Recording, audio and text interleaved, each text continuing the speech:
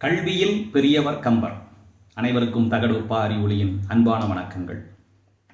கலைக்கோட்டு முனிவரை இந்த நாட்டுக்கு அழைத்து வருவது யார் என்ற கேள்வியை ரோமபாதன் தன்னுடைய அரண்மனையிலே கேட்டபொழுது ஒரு குரல் எழுந்தது, நாங்கள் அழைத்து வருகிறோம் என்று. மற்ற எவராலும் முடியாத, யாரும் செய்ய துணியாத ஒரு காரியத்தை நாங்கள் முடிக்கிறோம் என்று சொன்னவர்கள் யார் என்று பார்த்தால் அங்கே 2 விலை மகளிர், கணிகையர். அந்த விலை மகளிர் எழுந்து, நாங்கள் அழைத்து வருகிறோம் இந்த நாட்டினுடைய நன்மைக்காக. மற்றவர்கள் அவர்களை அச்சுறுத்தினார்கள், ஒருவேளை நீங்கள் அவரை ஏமாற்றி அழைத்து வருவது தெரிந்துவிட்டால் உங்களை சபித்து விடுவார், உங்களுடைய உயிர் போய்விடும் என்று.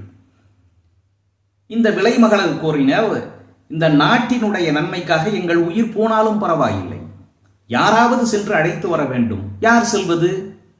மற்றவர்கள் எல்லாம் தயங்குகிறீர்கள், தடுமாறுகிறீர்கள். நாங்கள் அழைத்து வருகிறோம். மன்னனுக்கு மிகுந்த மகிழ்ச்சி. அம்மா, நீங்கள் அவரை அழைத்து வந்தால் உங்களால் தான் இந்த நாடு பிழைத்ததாக இருக்கும், அதனால் நீங்கள் சென்று அழைத்து வாருங்கள் என்று அந்த செம்மையான இதழ்களை உடைய, அழகிய முகத்தை உடைய, வெண்ணிற நிறத்தை உடைய, உடல் அவயங்களெல்லாம் காண்போரை கவர்ந்தெழுக்கக்கூடிய வகையில் மிகவும் கவர்ச்சியாக விளங்கக்கூடிய அந்த 2 விலைமகளிரை அனுப்பி வைத்தார்கள். இந்த இருவரும் காட்டுக்கு செல்கிறார்கள்.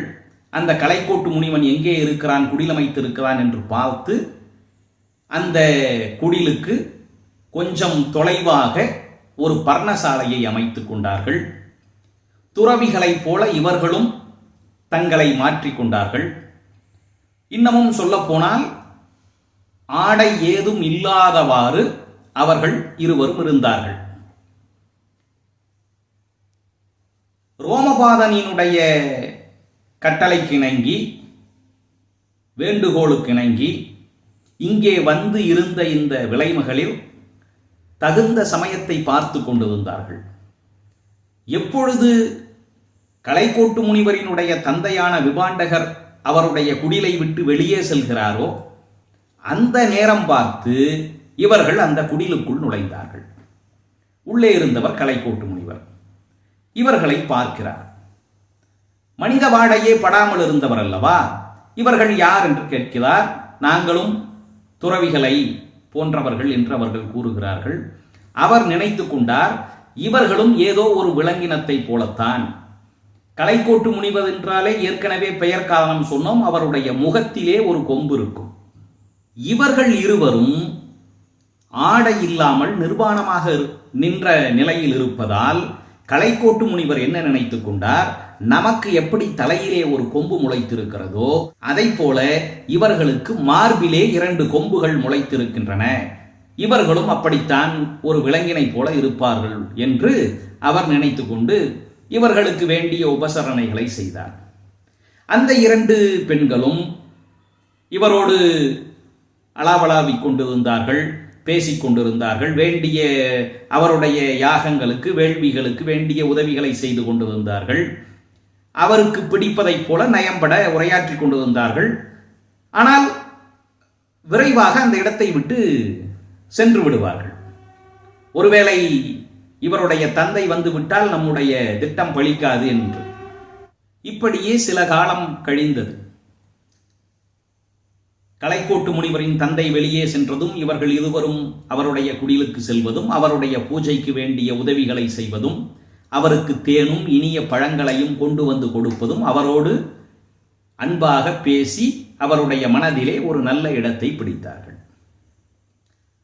அவருடைய மனதிலே தனக்கு ஒரு நல்ல இடம் கிடைத்தது என்ற நிலை வந்த பிறகு அவர்கள் முனிவரிடம் சொன்னார்கள், எத்தனை நாள் நாங்கள் உங்களுடைய குடிலுக்கு வந்திருக்கிறோம்,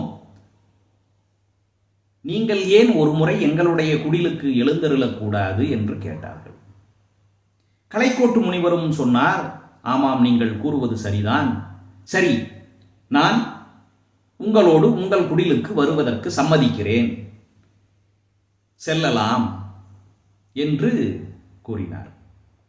அவருடைய தந்தை விபாண்டகர் வருவதற்கு முன்னதாகவே இவரை அழைத்து கொண்டு வேக வேகமாக அந்த விளைமகளில் இருவரும் நடக்கத் தொடங்கினர். நம்பி அவர் பின்னே நடந்து வந்தார் கலைக்கோட்டு முனிவர். எங்கே உங்கள் குடில் இருக்கிறது என்று கேட்டார். இதோ இங்கேதான் இருக்கிறது, இதோ இங்கேதான் இருக்கிறது, அருகிலே வந்து விட்டோம், இன்னும் கொஞ்ச தூரம்தான் என்று அவரை கொஞ்சம் கொஞ்சமாக அழைத்து அப்படியே கொண்டு வந்து ரோமபாதனினுடைய நாட்டின் எல்லைக்கு வந்து சேர்ந்தார்கள்.